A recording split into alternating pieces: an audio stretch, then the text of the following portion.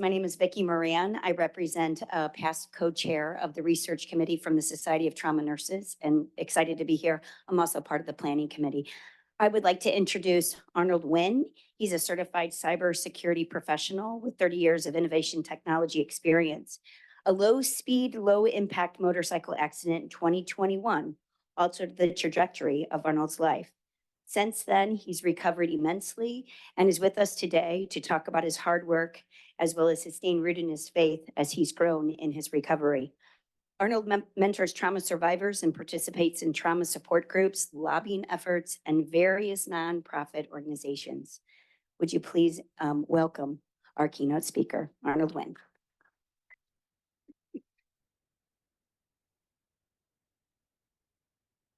Hand you the microphone. I know.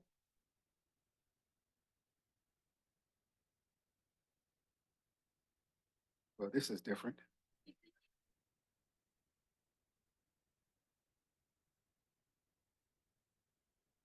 So there's two mics here. Am I using this one? All right. You guys hear me okay? Good. Good morning. Thank you for having me here. I'm used to talking to engineers out at NASA, and we go deep dives into algorithms, encryption protocols, things of that nature. So I will try not to bore you and keep it high level for you. Just as a quick level set, was a victim of a motorcycle accident, paralyzed from the neck down for about 2 or 3 weeks, had surgery. They replaced my spinal cord vertebrae and back on my feet and back involved with life. So I'm here to advocate for trauma patients and the work that you guys do, and I appreciate it. So I thank you for what you're doing. I cannot see the slide board. This is working.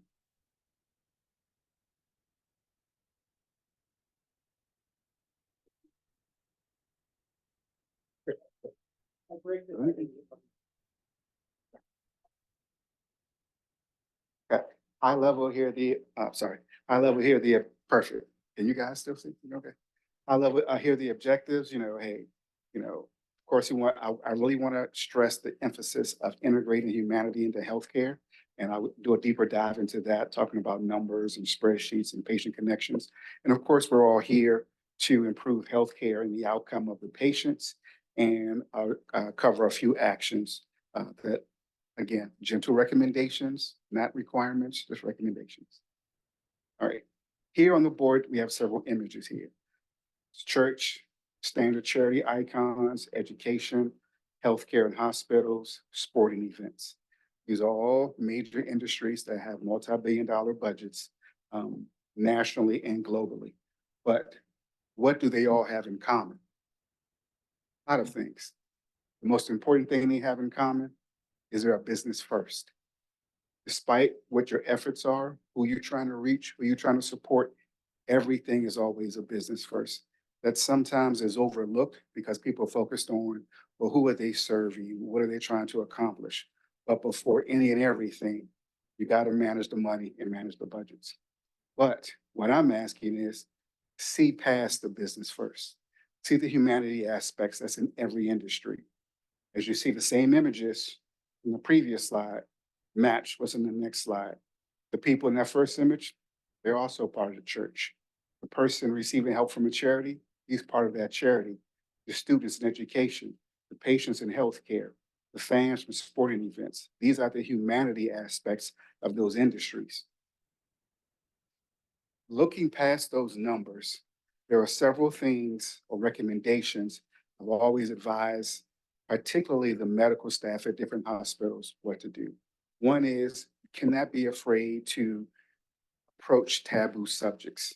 I know in today's workplace and in today's society, that can be dangerous. Trust me, I work with legal counsel all day.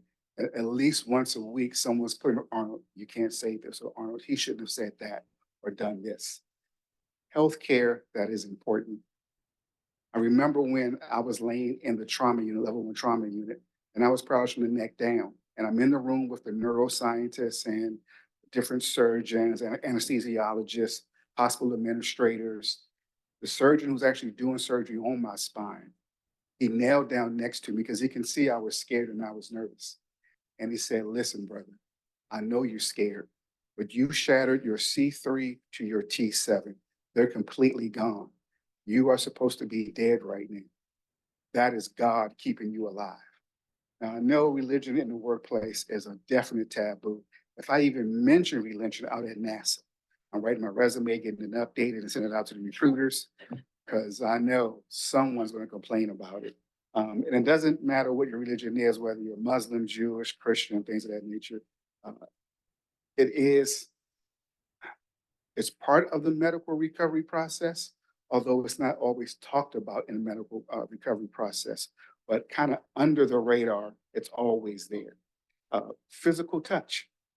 I do not touch physically anyone at work. When I'm talking to colleagues, and I manage 15 security engineers, when they come into my office for a major issue, if it's not classified, not only do I never touch them, I don't even close the door.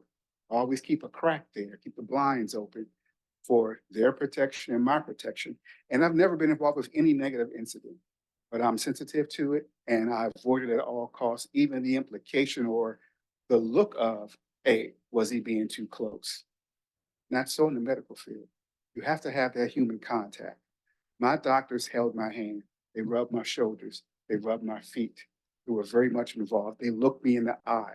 They earned my respect where it went beyond respect to a level of care.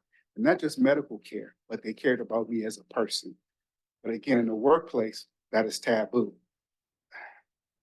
I've had people come into my office and were just stunned they were pregnant and were crying, and I could tell they wanted a hug. And the most I can say is, please have a seat and get you some water. That does not work in a hospital. They want that physical touch. They may never say it, and it may not apply to every situation. I'm just asking, be aware of it. Traditional and modern family roles. Going through recovery, and this is not just from my perspective, this is talking to other trauma surviving patients. Their role in the family is important to them, and it does vary differently. You may have a lot of the male traditional roles where they're looking at themselves as, hey, I'm the breadwinner of this family, or maybe not the only one, but my job as a man is to provide for my family, be the protector of the family. How soon can I get back to doing that? And then you have a traditional role, usually of the women, where they are providing for the household, the children. And then you have some situations where they totally flip. That does happen. Be aware of who's doing what role in the family. Um, you not always expect the male is the provider and the female is the homemaker. Sometimes it does flip, but being aware of that and being able to address that gives a level of care and sense of understanding to the patients in the family. I can go to more into taboo subjects. I can go all day on that. So I'm going to keep moving. I feel like I passed the legal test here. Um, Embracing the culture. This did not end up how it initially planned when I planned to discuss this. Um, when looking at the numbers, and as an engineer, I'm always pulling data and looking at the numbers, came across the study that was published in the Journal of Trauma and Acute Care back in June of 2022. And they did a study where they saw that patients who entered trauma centers at hospitals that catered to their race, or the majority of the patients were their race, had a better survivability and a better outcome. Meaning, if you were a Black patient going into a Black hospital, your chances of having an outcome were better at that hospital.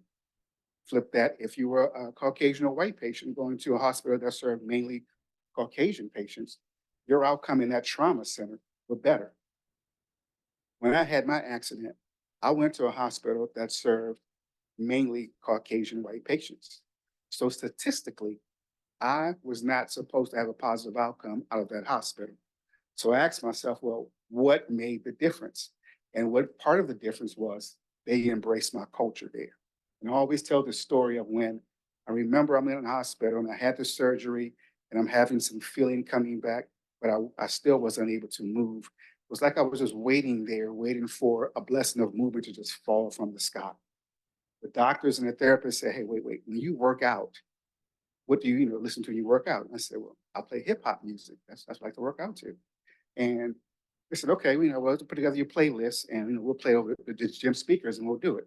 So I threw 20 songs on her phone and hit play. And then everyone came over to me, took the phone out of my hand, and I was just so happy because I had just been able to move my fingers. I said, what's going on? Oh, no, no, no, no, you can't play any of those songs. I said, well, what's going on? They said, well, the songs can have no racial slurs, no degrading women, exotic dancers, drugs, money, guns, violence against the police, no crime, any of that, no cursing. And I paused and I said, so what are we doing? Instrumentals? Because you've cut out the whole genre, from the past 10 to 15 years. So we kept at it, and we went back to the 90s and 2000s, so the Will Smith era and LL Cool J era. And we found some songs.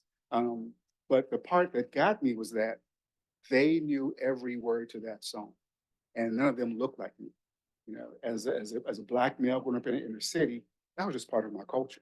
But here I am dealing with Jewish doctors, Caucasian doctors, and therapists. They knew those songs right along with me, and even those who didn't know. I started a little dance train back to my hotel. I'm sorry, back to my medical room, and they got in line right behind me. So I had now 20 medical professionals dancing down the hall with me, and they got other patients involved. Again, that all was from embracing my culture. Now, this could have been anything. It could have been jazz, could have been classical music, could have been anything. I just happened to be the patient of the day that was part of. But I encourage them, hey, keep that up. There'll be another person here who they have a unique culture, unique way of getting moving that you need to embrace, make a part of your treatment, and moving forward with that. So I always like telling that story because to this day we are still friends, and they still hit me up about songs that they heard. Have you heard this song lately? Type of thing. And we chat about it. Last piece on embracing the culture are just little small signs of respect to the family members. I put up their parents and last name. I heard Dr. LeGone mention about using first and last names here. When dealing with the patient families, be aware of the hierarchy that's in the family and little touches of respect, because we do not notice it when it's there, but we notice it when it's not there. Case in point, we're dealing with the doctors and family members are there and they're being introduced. This is my mom, so-and-so, my grandmother, so-and-so, things of that nature. Some of the doctors will just quick say, hey, Yvonne, hey, Sharon, here's what's going on, And the first time it happened, we didn't think about it. But when they called my mom by her first name, the tension in the room jumped, because it was always, well, oh, wait a second, and everyone got quiet and looked, and I could tell on the doctor's face, you're just oblivious to the fact that, you just don't call people's parents by their first name, whether they're older or younger. And you could have different parents you're involved with. If it's a young adult, of course, the parent will be younger. If it's an older adult, the parent will be older. But when it happened, I could just tell the tension was in the room and no one said anything, but we were all feeling it. So after the doctor had left and no one confronted him about it at that moment, later on that day, when it was just me there, I pulled that doctor aside and said, hey, well, my mom is here. You need to address her by her last name. It's a small thing. I don't think she was offended per se. It didn't rise to that level, but it was a level of discomfort. And that may vary by cultures. But I can tell you, and definitely in the Black community, that is the cultural thing. You address the elders with respect using their last name. So small things like that, they can make a difference. And I feel like I'm getting too long-winded. If I am, please. Yeah, they just give me the cutoff thing. Um, my last piece is patience with the patients in the family. And you guys have probably heard this before, but I cannot emphasize this enough. Families and patients never hear what the doctors say. They never hear what the therapists are saying. We just do not listen. We are really looking for words of affirmation of what we want to hear. And that carries over to social media, the news, and it's no different in a hospital room. You want to hear my son, my daughter, my loved one, my husband, my wife is going to walk out of here tomorrow morning like nothing ever happened. This will be a story to talk about. That's not what happens. My exact case, my doctor said to me, listen, he's had a traumatic spinal injury here. Our goal is to get him back to a wheelchair. And if we're lucky, keep him off a breathing machine. Those are our two goals. What did my family hear? This man will never walk again. He'll never be able to feed himself again, go to work again. Life is just over. And that's what my mom is saying. That's what my wife is saying. My children are saying. All of them are all saying the same thing. The phones are ringing in. How's he doing? And when they repeat the story, what would the doctor just say? He'll never walk again. He'll never move again. And I'm sitting back listening with me because, my way of thinking, approaching things from a kind of a critical point of view, especially in the engineering world, thinking that's not what the doctor said, but that's what everyone heard. So when I sat the family down, I said, hey, listen, he didn't say that. Yes, he did. He said A, B, and C. No, he said what his minimum goal were, minimum goals are. But keep in mind that happens all the time with patients. Talking with different doctors, different people in the profession, that is something they constantly deal with. The surprising part, they always seem to be surprised when it happens. So just prepare yourself that this is going to always happen. Last 2 points here is that whenever a patient does well, it's always a higher power getting credit. There's always a God out there getting credit for it. And I'm not saying God doesn't deserve the credit, because I am one of those. I'm telling you that right now. But when a patient has a positive outcome, despite how positive it is or how not great it is, anything on the positive side, that credit is not going to the doctors. They may thank you, but really in their heart, their credit is going to a higher power, whatever your faith is. But whenever something goes wrong, it's always your fault, just the way it is. Um, and it may not be your fault. There may be higher powers at work here that you have no control over, but it doesn't go well, it's always your fault. So keep those things in mind. And I think the next slide here. Kind of put a button on this one here for you guys. Now, we do understand this is a business first, and we do understand that numbers are involved. Notice when I talked about the numbers and seeing past the numbers of the institutions, I do not recommend ignoring the numbers. You cannot do that. Numbers do matter. What we're asking as you approach the business aspects of things, put together policies and protocols and setting standards, keep the humanity factor in your thoughts as you're putting together these next steps. And it's not going to be easy to do. I don't have the answers, but you guys are smart people. That's what you're here for. I totally get it. When I get a mandate, Arnold, we need secure communication between 2 satellites off this ground station. How am I going to do that? The Earth is always moving. It's always moving. I don't know. I'll just figure it out. I don't have the answer. We get people in the room who are smart and we figure it out. That's why you guys are here. And that's why I thank you. Last point here is a summary of what I discussed, and just want to emphasize the way I was able to overcome the statistics is by one doctor doing the taboo subjects, some embracing my culture, and all the doctors having patience with me as a patient, as I know I was a handful. I truly do that, know that. So I should pause here. Anyone has any questions or feedback, positive or negative? And thank you for your time.